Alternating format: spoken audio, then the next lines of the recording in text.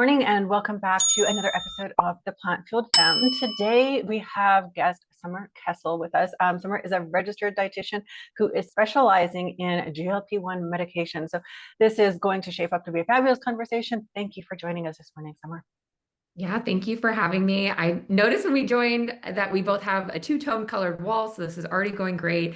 And I so appreciate in your invite where you said just show up as your authentic self, Yes, because I please. always stress about like, should I do my hair? Should I put on makeup? And like so many of these podcasts, they don't offer that like grace. So I appreciate you saying that. Oh, no, you are welcome. I love authenticity. I think like in our world of like, things portraying things that are, pieces of life, but that are really not all true life. And then we welcome in AI and then suddenly everything is perfect. But the truth is no one is perfect.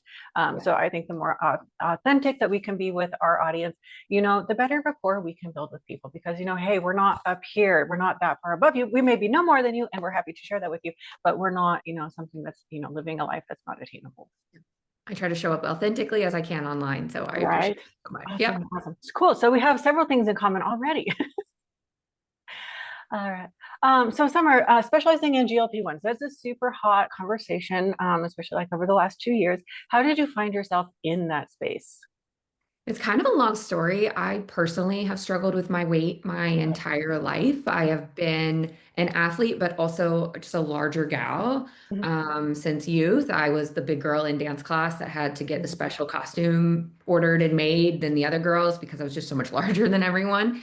And that was a lifelong journey for me, which is part of why I became a registered dietitian in the first place, was just I love food and I cared about nutrition, but I always struggled with managing my weight. And I thought that if I just learned more, I would do better. And that turned out not to be so true. I did okay, but I've always had a weight loss journey. And I've been sharing about my weight loss journey online in some capacity for like 20 years. I had a Tumblr where I talked about my food and fitness way back when.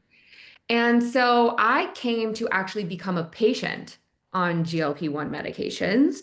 At the time, I was working in a hospital through COVID. I was clinical dietitian in the hospital. I was really good at my job and I loved it. But I was also on my own personal health and wellness journey throughout that time. And my dear friend, internet friend, Dr. Spencer, was tweeting about GLP-1 medications and food noise and people's experience with treatment. And I said, I think that I need that. I think that that would help me. And so I became a patient first. I was sharing about my story online. And then, like 3 weeks later, I think I messaged Dr. Spencer and I said, are you hiring?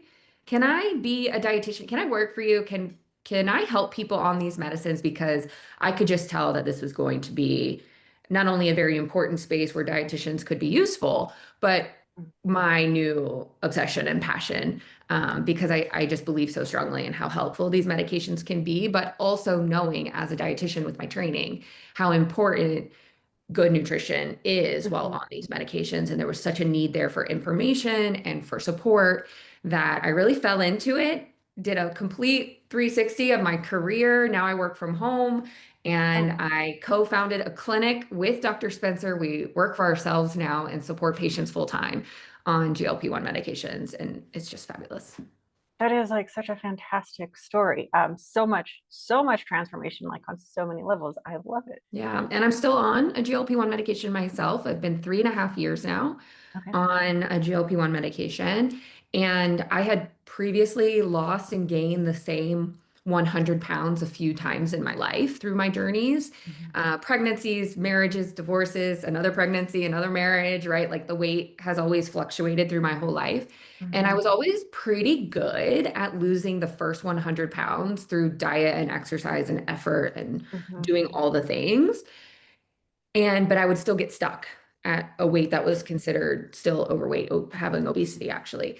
And now, since being on the GLP-1 medication, I am net 135 pounds down from my heaviest and maintaining more easily than I ever have in my entire life with the support of the medication. So finally feeling on these medicines, like all the things I always knew how to do, all the good eating, all the fitness, all the like lifestyle management stuff that I knew from the textbooks, now I can actually implement it and I'm not miserable in the process.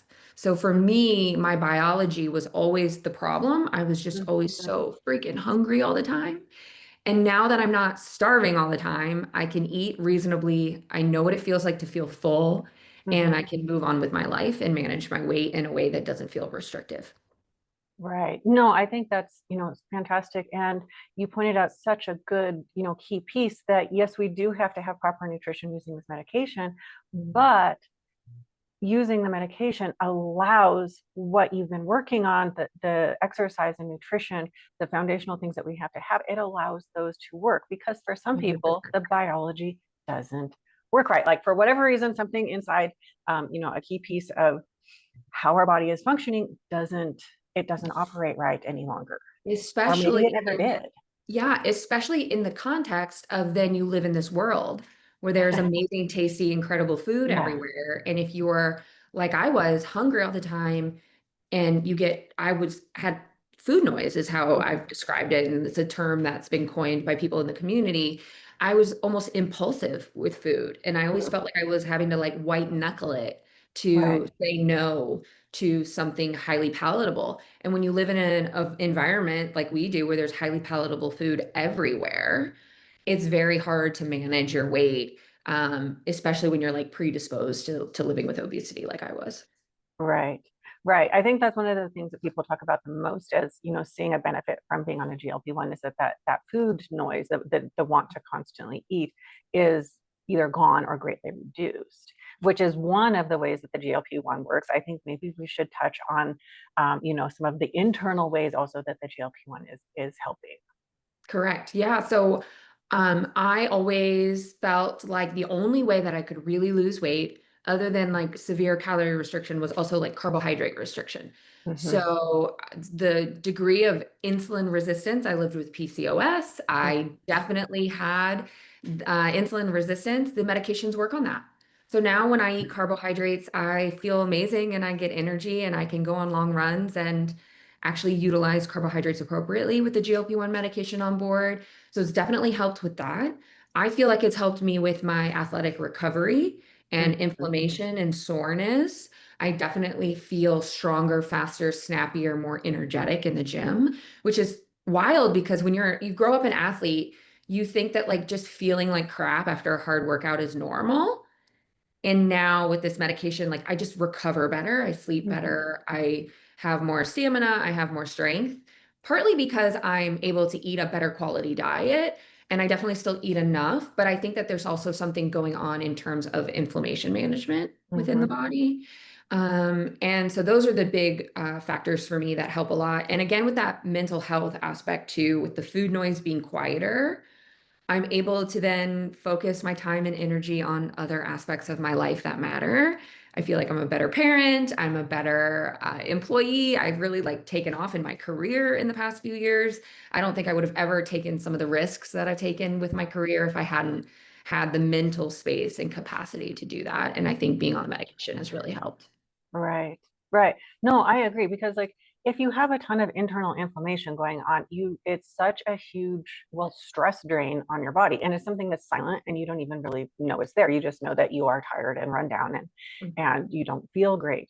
And the GLP-1s can certainly help with inflammation reduction. I read a couple of really good studies on rituritide about a month ago, and specifically perimenopausal women were in that study. And I was like, wow, it's about time that we look at how things impact women specifically, just because so many studies were done not on women. Um, We but see it can improvements be, in PCOS symptoms. We yeah. see improvements in fertility. Hmm. Lots of oopsie babies happening in Okay. people who thought they could never get pregnant and they lose weight and they're on these medications. Their periods come back. Hmm. And I have a dear friend who ended up pregnant with twins at an older age than she thought she would. So yeah, we see these medicines, I think in the future, 5 to 10 years from now, we're going to see them prescribed for all sorts of things in addition to diabetes and weight loss. Right. Yes. No, I agree. I think that they can be extremely useful tools. Um, with the group of GLP-1s that we have right now, I know there's several different like brand names. Is Mhm. there a difference in between how these different names of GLP-1s work? Correct. So we do have almost like different generations at this point. The Okay. science and the research, they keep getting better, they keep getting stronger, they keep being safer. Mhm. So we started with Byetta 20 years ago. Then we got Saxenda, which is a liraglutide. That was the once daily one that was approved for weight loss. I don't know, about 10 years ago at this point. The big one that got approved for weight loss was Wegovy, which Mhm. is the twin of Ozempic. So that's the semaglutide. It's GLP-1 medication. It was the big blockbuster one. We see maybe 15% weight loss with those medications. Then came tirzepatide in the form of Mounjaro, first got approved for diabetes. Mhm. Then Zepbound, a different brand name, but exactly the same medication and exactly the same dosing and device of tirzepatide for weight management. And that one is more powerful. So it's a Okay. GLP-1 GIP, it's a dual agonist. Mm. And we see about 20%, 22% weight loss on Zepbound and fewer GI side effects. Coming soon, we're expecting retatrutide, which is a triple agonist Mhm. from the folks who make Zepbound, but that is still in phase 3 trials. It is not FDA approved. We do not have the full safety profile yet on that. I actually just saw an article yesterday that people dropped out of the retatrutide trials because they lost too much weight. So it may be too powerful. It may be riskier in terms of malnutrition and frailty and muscle loss. So we need to be careful. I'm seeing Retta sold on the gray market and very popular on the internet right now, in the bodybuilding and the fitness space, which makes me real nervous. I get it, but we're not there yet. So as a medical professional, I cannot recommend taking that medication at this time at all. It's the way it's being sold right now is potentially illegal. And then I'm excited too for the oral medications. So we just got a pill version of Wegovy. It's about the same amount of weight loss as the injectable, and it's cheaper. So that's a good win for people who can access the Wegovy pill. And then soon coming out from Eli Lilly is an oral pill called orforglipron. I had to ask the vendor how to say that. Orforglipron. Um, we don't know the brand name of it yet, like the branded name. We'll get some fancy name for it. And that's an oral pill from the people who make Zepbound. It's supposed to be stronger than the Wegovy pill, hopefully more affordable.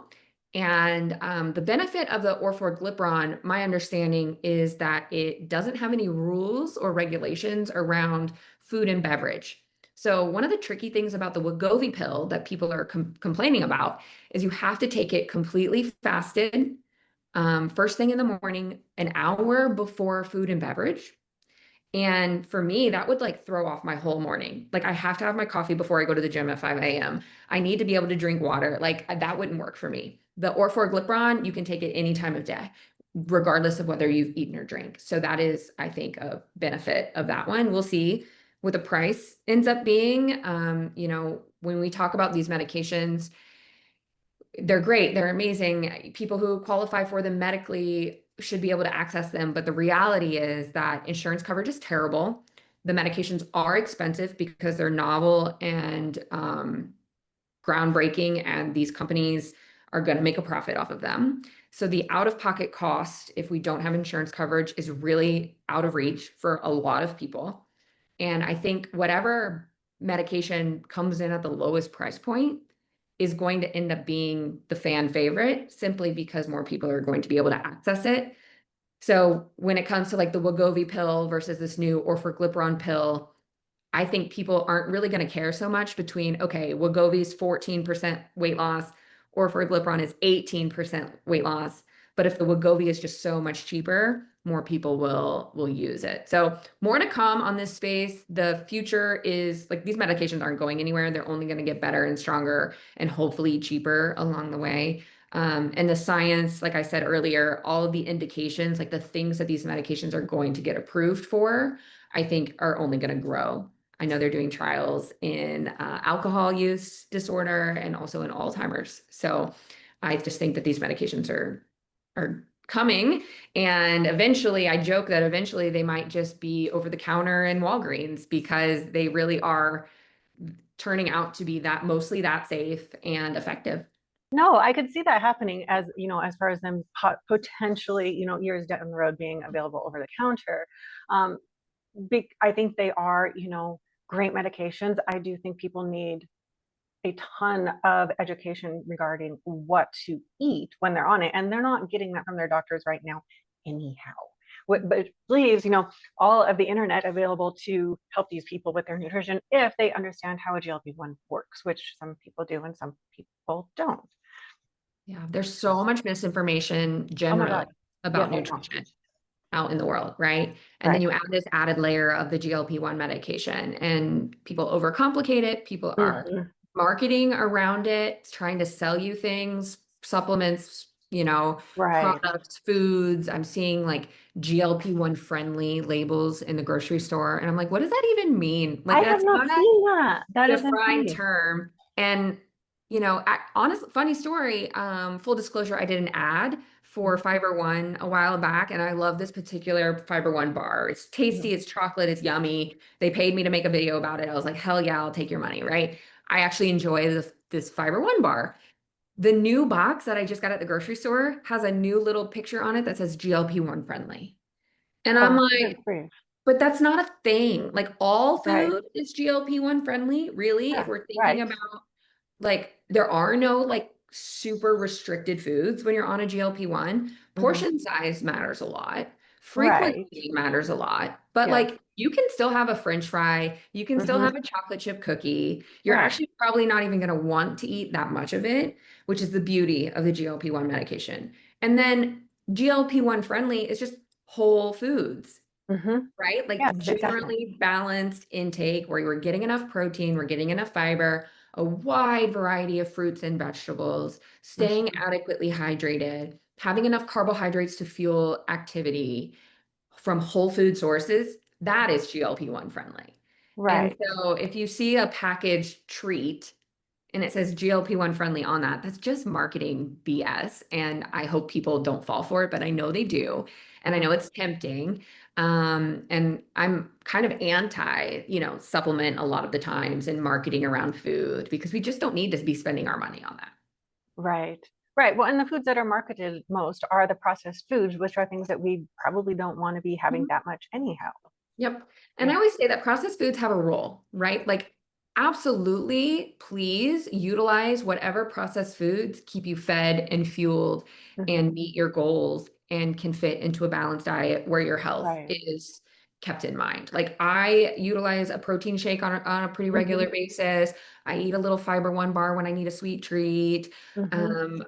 My kids have goldfish crackers in the house. Like, they're not evil. Processed foods are not like the worst thing ever. Right. It's the context of the rest of your diet that really matters. So I hate when we see people like demonize certain processed foods are terrible.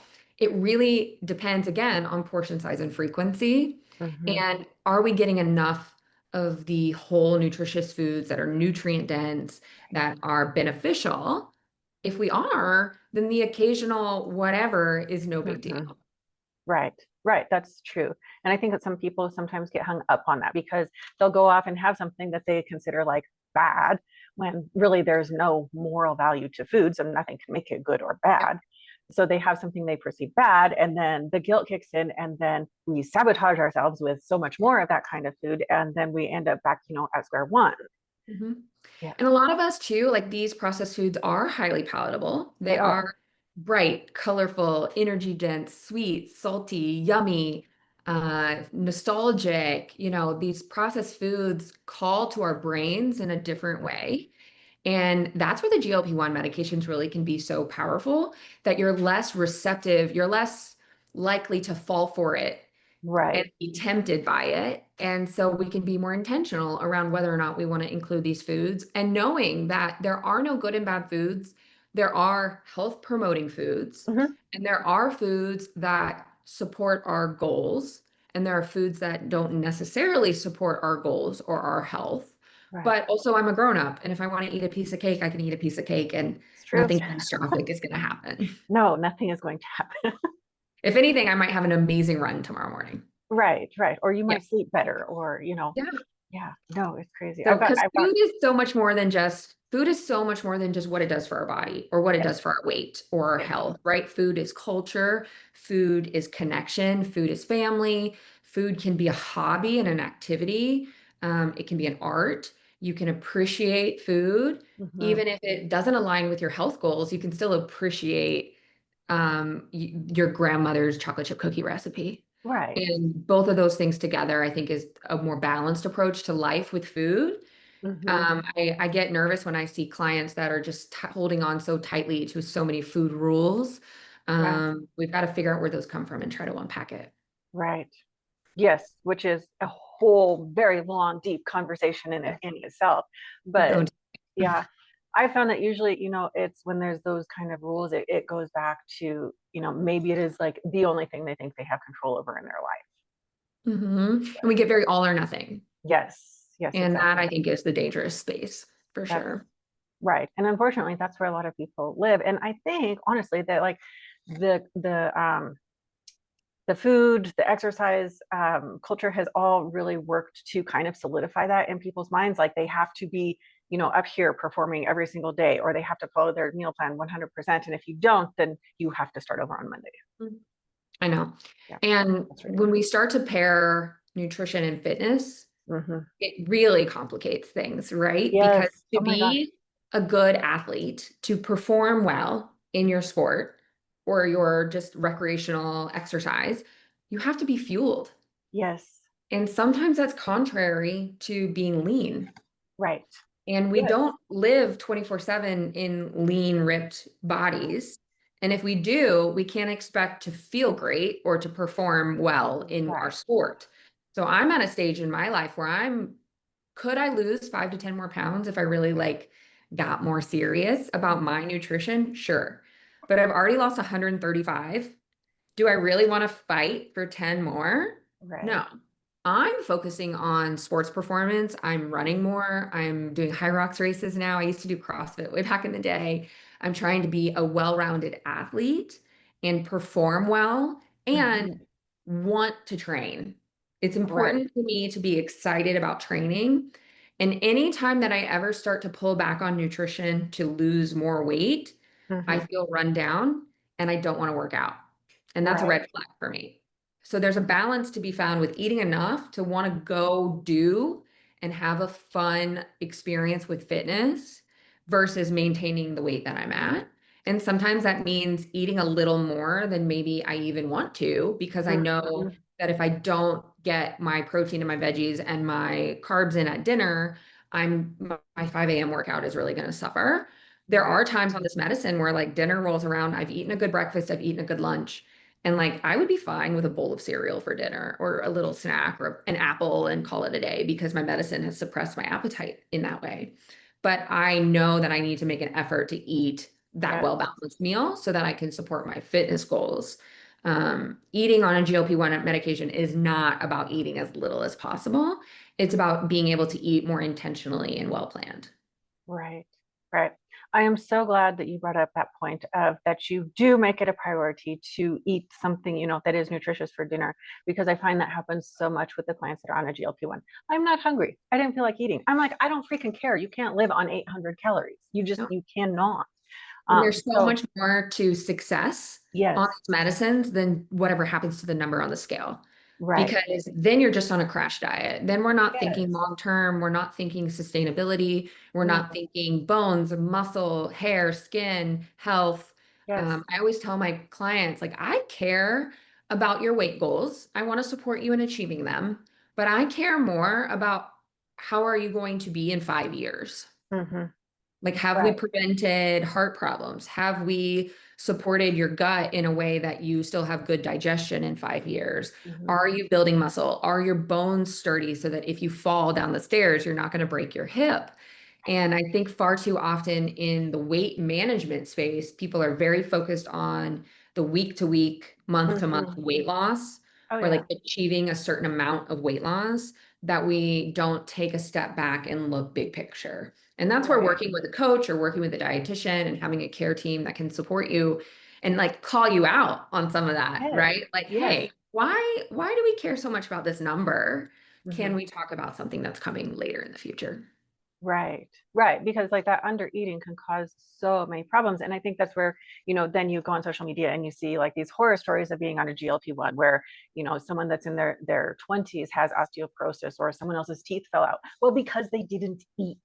It's not that the Yep. medication is at fault, it's that the Mhm. person was irresponsible with their nutrition. Mhm. And actually, I don't blame the person. The person was irresponsible with their nutrition. I blame a few things there. I say that we live in a society that values weight loss and thinness over all else sometimes. That's dangerous. And we are steeped in that. We learn it from a young Mhm. age. And sometimes we don't even realize we're being irresponsible when we're trying to lose weight. And then I want this person to have had a provider that was Yeah. looking out for them and educating them and supporting them. And far too often, people are getting their medications Mhm. from shady places that are just fee for prescription. You've paid a price, they wrote you Mhm. a prescription. Or worse, there are people just ordering it on the internet without any medical oversight. That makes Right. me more scared, and they maybe never even qualified for it in the first place Mhm. or had no weight to lose but thought they did. Yeah. And the providers in that situation, I think, need to be held more accountable Absolutely. because it's practicing medicine irresponsibly. Because these medicines, while obviously I'm a fan and I see benefits, there are horror stories, there are Yeah. bad Oh yeah. outcomes. And 9 times out of 10, that's from mismanagement, from the Right. clinical implementation of the treatment, more so than the medicine itself being dangerous. Right, right. I agree, absolutely. And it is unfortunate that there are so many people that don't have that supervision. They don't. And we can seek it out, right? There's so many. Yeah. We're an online telehealth clinic. We're Hmm. at jointvineyard.com. You can sign up, get great care, and we take it seriously, and we're all experts. And we're trying to do it right. Right. But it's very hard when you're just a layperson on the internet looking for a telehealth program. There Hmm. are hundreds and they all claim to be experts and they all claim to care. How do you figure out where to go? And I think that's where it becomes like, who are the respected experts in the field? Hmm. Who sounds reasonable when they come on podcasts like this? Who Right. has somebody who's gonna step up and say, this is how we do things and explain it to you? And then if you sign up for a clinic and they don't answer your questions and they don't give you guidance and they don't feel supportive and you feel like you didn't even get evaluated, that's a huge red flag that Hmm. hopefully folks will say, they're not going to keep my safety in mind. Maybe I should go find somewhere else. Right. Right. That's true. Um, I'm glad you brought up the online clinics with your practice. When someone does like an intake, do you do like a Zoom, like some sort of uh, video call? Sorry, my Yeah. word. Do you do some sort of video call with the client to like go over their goals, where collect medication information? Because a lot of Yeah. the times people aren't on just a GLP-1. There's often a lot of other medications too. Yeah. So we are a full cardiometabolic telehealth practice. So we're not just GLP-1s. Mm-hmm. And it's kind of like this concept of concierge medicine. I don't like the term, it sounds way too bougie. Yeah. But essentially, it's a subscription service. So we don't take Okay. insurance. There's all sorts of issues with insurance, and Mm-hmm. the overhead in processing it is more expensive than it's worth. It's a thing. It sucks that patients can't use their insurance to pay for our services. But truly, at the end of the day, if you see a doctor and you see the dietitian, your copays probably would have been about the same as our subscription. It's only $150 a month. Okay. So when you sign up, we take crazy detailed intake forms, which people complain about, which I'm like, why are you complaining? We actually want to get to know you and take care of you. But I get it. You're in a hunt for the medication. You want to get it quickly. And it takes about 20 minutes to fill out our forms. We want to know everything: Mhm. medical history, medication history, weight management history, diet and exercise history. We ask all the appropriate screening questions to look for things that would disqualify you for treatment. We also look for all the things that might help get you coverage for treatment. So, have you had labs in the past year? No? Okay, we're going to get them ordered for you. Your screening says that you might have sleep apnea. Have you ever been tested? No. Okay, we're going to get you tested for sleep apnea because we want to make sure that we're doing a really comprehensive Mhm. evaluation. First step is to talk to the doctor. You get directly matched with a doctor that you can talk to anytime in the chat, and you can schedule a video visit anytime. So you're Nice. not limited to one a month. You don't have to see the doctor every month. We can do a lot via chat, but in that first week, you're prompted to schedule a visit. And you'll have a conversation, 30 minutes with the doctor to go over all the things clinical and decide whether or not we're going to start treatment, continue treatment, what dosing, what do we need to look out for, that sort of thing.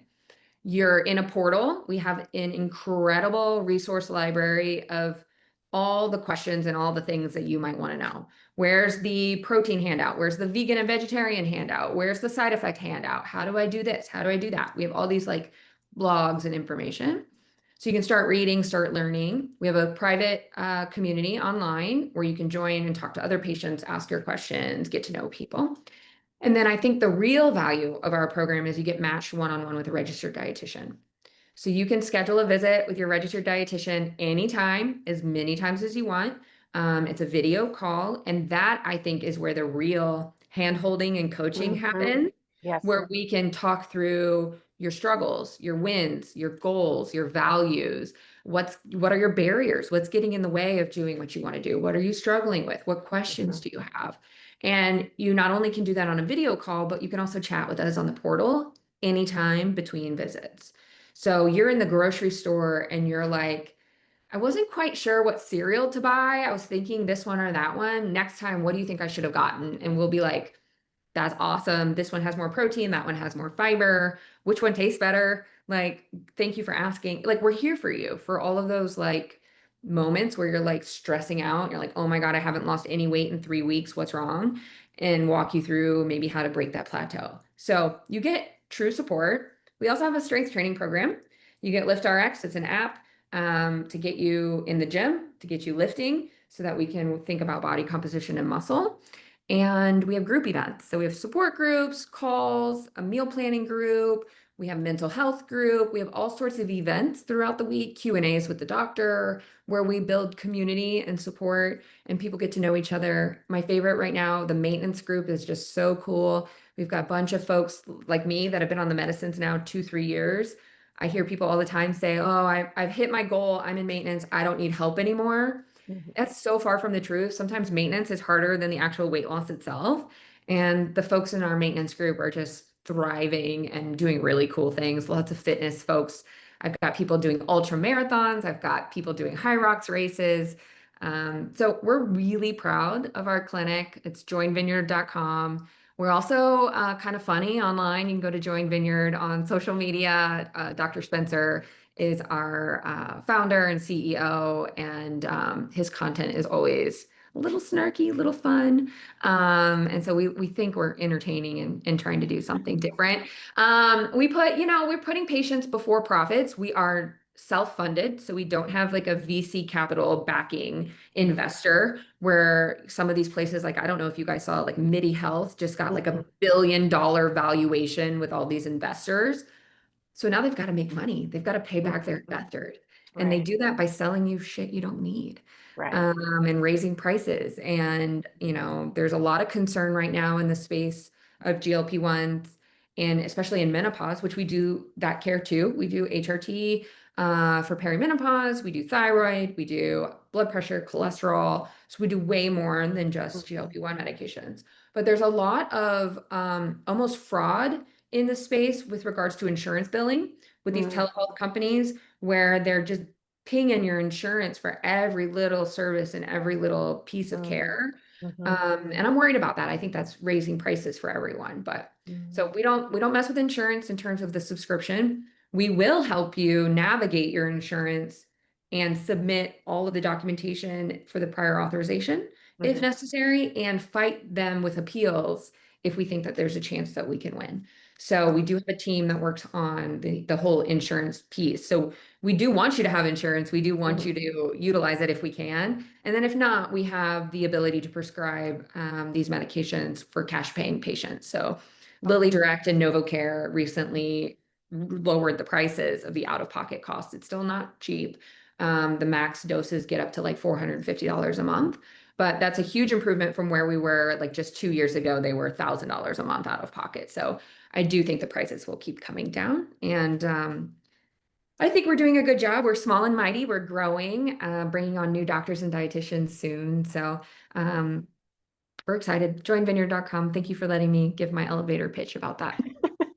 Yeah, no, I think it's fantastic. You offer a lot of services at a very, very affordable monthly cost. I I mean, think so it's less than too. we charge. So It's less than I used to charge as a yeah, private dietitian when I had right. one-on-one clients for coaching. I mean, I think that we talk about that sometimes, how maybe we're Hmm. not expensive enough, but then people do say that we're too expensive because there are so many of these telehealth companies that are just lowballing the care and lowballing Right. the costs. Yeah. It's hard to compete, but once people are Hmm. in the program, if they actually use it, they see Right. the value. Oh, Um, absolutely. I think the issue is sometimes you'll have folks who just don't engage in the coaching. They don't engage in the Yep. community. And fair if you don't see value because you're not using it. But Yeah. once people meet with their dietitian, they usually like, oh, wow, this is going to be really cool Hmm. and feel really supported. Right. Right. Yeah. Yeah. You always, no matter like who your practitioner or a coach is, whatever, you're only going to get out what you put in. And if there's not engagement and communication on the client's part, then that's not on you. And some people just aren't ready, and that's okay. Right. Exactly. Right. That's usually what comes down to is they thought they were ready, but they really weren't. Yeah. And that's okay. We're here for It you is. when you need it. Right. Exactly. Okay. Well, you listed out your website and the social media, so that's fantastic. Was there anything else that we didn't chat about this morning that you wanted to make sure we touched on? I do have a cookbook that just Oh, recently awesome. came out. So, simple meal solutions for GLP-1 diets. There's 75 recipes, and some guidance and information and meal plans, and all the macros are there, and they're all simple, easy, user-friendly type recipes. They're things that my family eats, my kids will eat, like real people food, nothing too fancy or complicated. So I'm really proud of that. And then I have a book, Living Your Healthiest Semaglutide Life, that came out last year, where I write about my personal journey and then also some information and support for other people. So maybe you can't afford the clinic, maybe you can't access a dietitian. I'd start with the books and go from there. Thank you for letting me share. And thank you for being like open to this conversation. I think 3 years ago, this space, these conversations were like, not with you, but like these conversations in general with podcasters and fitness spaces and coaches, they were like contentious. They were like, we always felt like we were like defending ourselves or like having to really sell it. And I think it's so cool to see how over the past couple of years how the acceptance of these medications and seeing how beneficial they've been for people has really changed the perception. I think it's lowering stigma and bias, which is always helpful. I can't hear you again. Your poor microphone. Okay. There you are. Yes. That's what I get for not preparing properly. Okay. What I was going to say. Oh. So I think that, there is still some of that stigma, but again, I think it goes back to where the people are getting the GLP-1. Is it coming from just, some site online, or are you getting it from your doctor and your doctor just doesn't have the nutrition education to help you navigate using this medication? And until those two things get cleared up, I think there is still going to be, some of the negativity going around about the GLP-1s. But hopefully at some point we can get, better education for the doctors prescribing. Maybe we can have tighter regulations about getting it online. I don't know. I'm not in charge of those things, but I think we're growing, we're working on it. I'm actually speaking tomorrow to a classroom full of medical residents. So we're doing the work, we're out there, we're trying to teach. I think that's part of why I do social media is I'm working really hard on getting dietitians on board.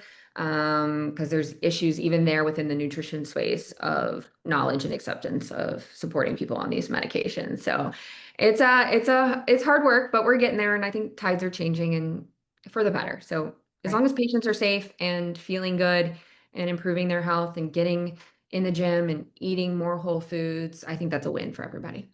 Right. Yes, that whole food piece is key. All right. Well, thank you so much for your time today, Summer. I really appreciate it. I hope you have a wonderful rest of your afternoon. And for those of you that were listening this afternoon, thank you for joining us. And we will see you all again next week with another new episode. Awesome. Thank you.